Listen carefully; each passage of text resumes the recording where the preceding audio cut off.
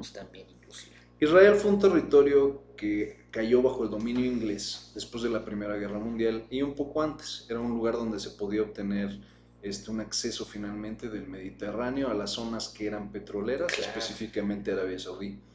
Arabia Saudí tenía un territorio gigantesco con acceso a petróleo que era fácil de obtener, que se vendía a los británicos en fracciones de lo que los británicos lo podían procesar y vender, y que finalmente ocupaba a Israel como punto de desembarque. Y de hecho esta toma de estos territorios que se da hacia 1947-48, en términos reales había sido alentada, pero antes, o sea, años antes, en los 20, ya estaba siendo alentada por los británicos para que los judíos, la diáspora judía, tomara estos territorios, pero no había sido tan fácil, porque evidentemente Europa tenía otros trayectos en ese momento, no había pasado la Segunda Guerra Mundial. Exacto, no había pasado una aniquilación masiva de judíos en Europa. Claro, que alertara muchas cosas. Y que hiciera que los judíos se quisieran constituir en un solo país.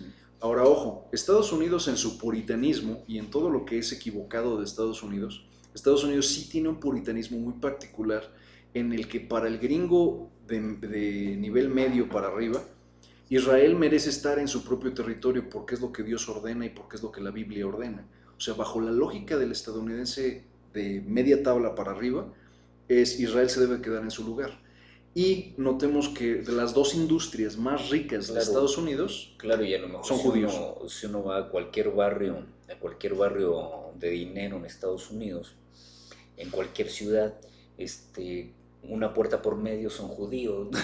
Entonces, eso también es cierto. Entonces, es como difícil, ¿no? Entonces, la élite neoyorquina, un gran número de la élite neoyorquina son judíos. Sí. Y la élite de las películas... Busque usted un Dr. Schwarzman ahí en Beverly Hills y va a encontrar como 5,000. Todo lo que termine en TZ o Z prácticamente es hebreo. Entonces... Lieberman y compañía. Sí, eso también. Los que terminan en man, en EZ, Z, TZ, muchos de esos apellidos son judíos. Entonces, esta cantidad de personas, muchos no emigraron, muchos quedaron en sus países de origen, sobre todo en Estados Unidos, pero sí enviaron recursos y apoyo. Y estos apoyos a la Constitución del Estado de Israel, sí, aterrizaron en 1948 con Ben Gurión, más tarde con Golda Meir, más tarde con Shimon Peretz, etc. Que no se nos olvide Moshe Dayan, muy importante, vital para la existencia de Israel. Sí, no, inclusive por toda historia, inclusive la figura de Golda Meir, que Golda Meir es realmente una ministra de guerra, o sea, dura a morir. Así como lo podría, guardando proporciones, pero paralelismos, como lo que fue alguna vez, por decir algo, Margaret Thatcher, que era la famosa dama de hierro. Bueno, pues la Meir también. Menos la locura. Claro, menos, sí, no, y yo creo que más culta la Meir, ¿no? Mucho más culta, claro. Pero está toda esta constitución, ¿no?, del Estado de Israel, de un Estado que tiene que abrirse paso en un territorio hostil, bajo muchas condiciones, y se convierte, me parece que a la postre se convierte en la potencia de Medio Oriente, claro, y la manzana de la discordia del Medio Oriente. Guerras constantes de 48, 49, 51, 53, 57, 59, 63, 67, 69, 72, 77, 78, 81. Brutal. Ataques terroristas constantes. Y ahora, en 2017, Donald Trump hace la promesa de algo que siempre había querido Israel como nación, de algo que necesita en un momento dado el premier de Israel para aumentar su popularidad, porque es un hombre que desgraciadamente no la tiene. Claro. Y parte de eso es que la embajada de Estados Unidos quede en Jerusalén. Jerusalén no es la capital de Israel, es un territorio que es compartido por otros tantos países. En ese aspecto están los sirios, los jordanos, los árabes y los palestinos, en zonas de exclusión o en zonas donde se comparten para poder transitar por los distintos monumentos históricos. La capital de Israel es Tel Aviv, y en ese sentido lo que siempre ha querido Israel es poder establecer en Jerusalén su capital.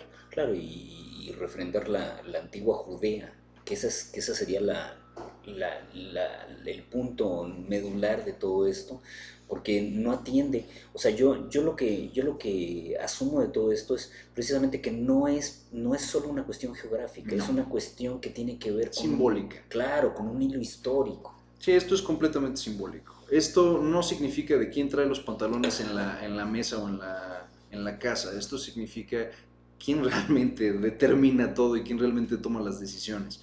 Al establecer Estados Unidos su embajada en Jerusalén y moverla de Tel Aviv, lo que le dice a Israel es, esta es para mí tu capital, esta es la ciudad más importante. Y le abre la puerta a que Israel pueda en un momento dado mudar su capital para allá, porque ¿por qué no?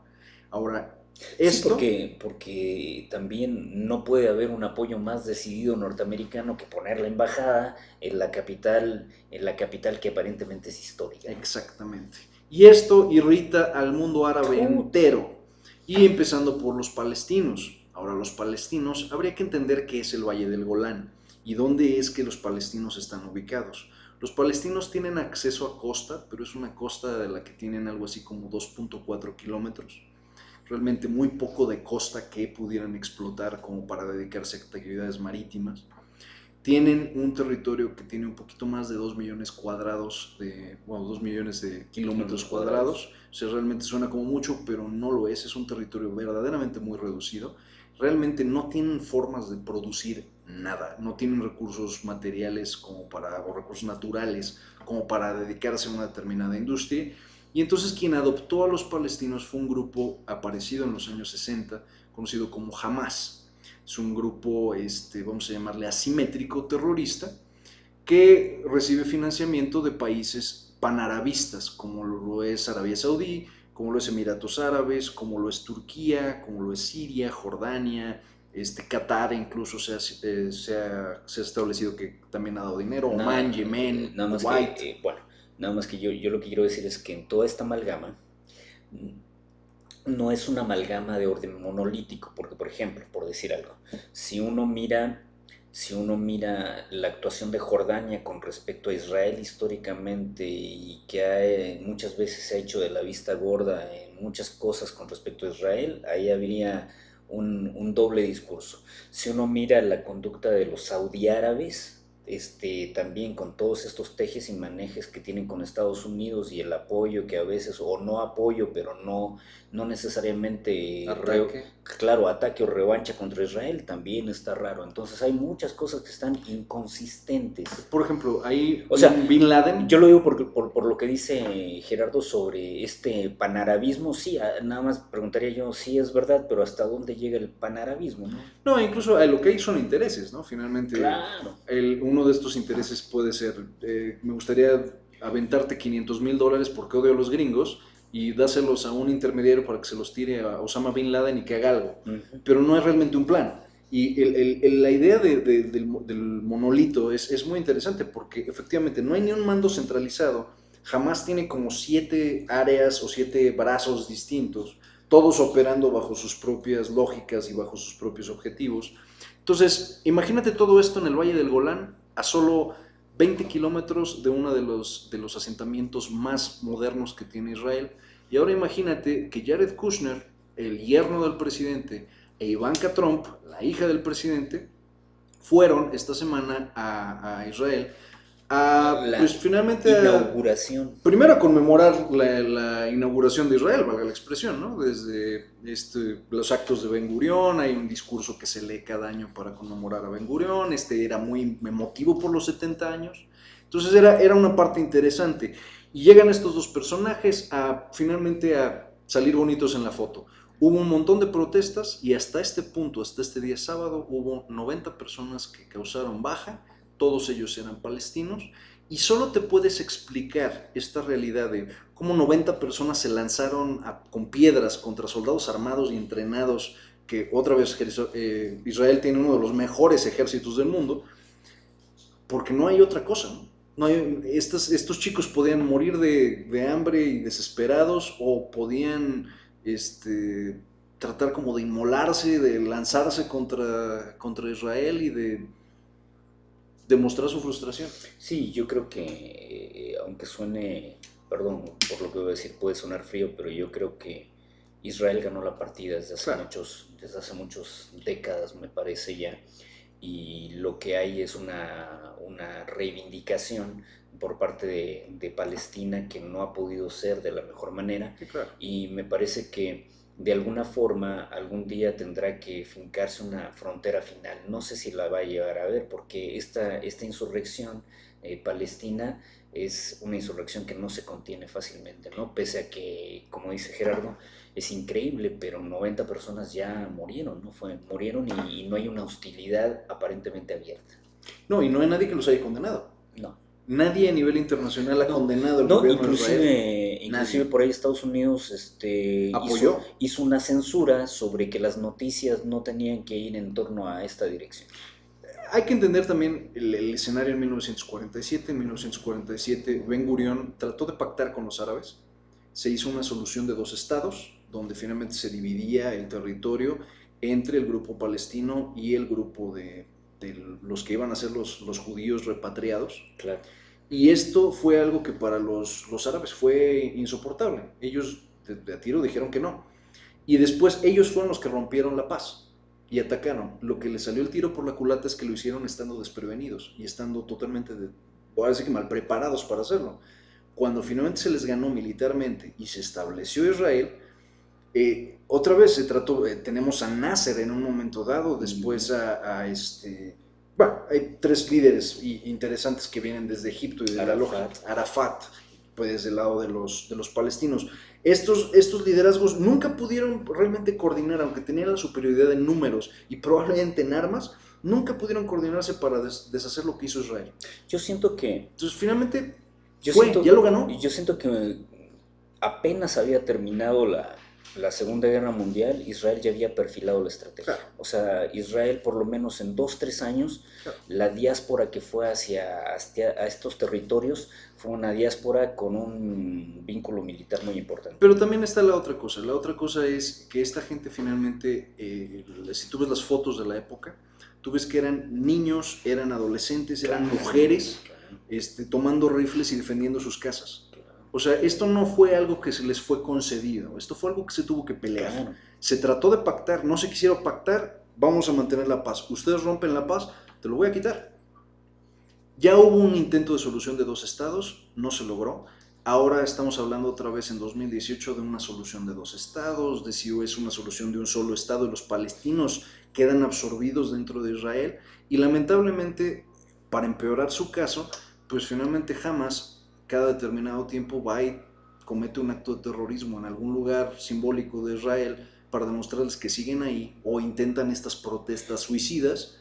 Claro, y quizá también... No ayudan su caso. Muchas cosas pasaron, ¿no? Hay que entender que, bueno, yo también diría que la diáspora judía, la diáspora yehudí, también era una diáspora que venía de Europa. Entonces, cuando uno mira Tel Aviv y la mira una ciudad tan occidental, tan moderna en muchos sentidos, de repente también para el mundo árabe fue raro, ¿no? Claro. Este ascenso fue raro, era como ver Estados Unidos fincado en Medio Oriente. Claro. Y era una condición difícil, me parece que fue difícil.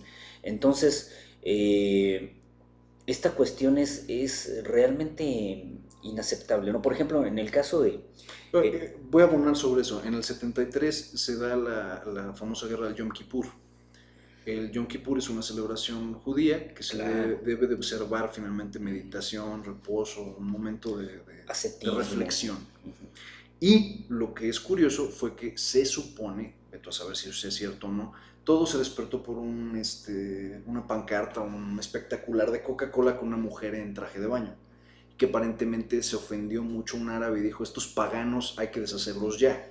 Y aparentemente eso fue lo que echó a andar el plan de que en el Yom Kippur, en la celebración más sagrada de los judíos, era buen momento para atacarlos. Esto ha sido siempre. Esta es la misma historia una y otra vez. No, y bueno, y yo... vendetta tras vendetta. El mundo judaico, si usted lo quiere entender, o si tú lo quieres entender, también es un mundo fragmentado en muchas cosas, porque por ejemplo hay judíos ortodoxos, hay judíos nacionalistas, hay judíos conversos, hay judíos no conversos. Entonces el mundo judaico se dividió, no necesariamente es tan monolítico como se piensa, pero es un mundo también que coexiste dentro de este ánimo de la modernización internacional. Y por ejemplo, cuando viene el año nuevo de la era común, porque a los judíos no nos gusta mucho hablar de la era cristiana, sino de la era común, en Israel ese día ese día, pese a que no se festeja nada, es un día de fiesta, es un día donde la gente está en las discotecas, hace una comida y no está festejando la entrada del año, porque la entrada del año siempre es en septiembre. Pero digo, me refiero a que comulga con ciertas condiciones y no las traduce de la mejor manera a través de la religión, ¿no? Sino que acepta ciertas condiciones del mundo en común. Efectivamente, y con cierta tolerancia, ¿no? Con cierta tolerancia. Un amigo hebreo precisamente me decía en alguna ocasión, dice, los católicos, los musulmanes, muchas otras tantas religiones, se quieren convertir a la gente, quieren traerlas a su remanso, traerlas a su fe. Y el judío no. El judío dice, pues yo respeto lo que tú estés haciendo, yo hago lo mío con mi comunidad, con mi familia y con mis amigos, lo que tú hagas está perfectamente bien. Y esto siempre ha sido una de las molestias hacia la religión judaica, ¿no? Finalmente una cierta intolerancia de esa forma de pensar, de dejar hacer, dejar pasar. O sea, ese tipo de respeto es mal visto, siempre ha sido mal visto.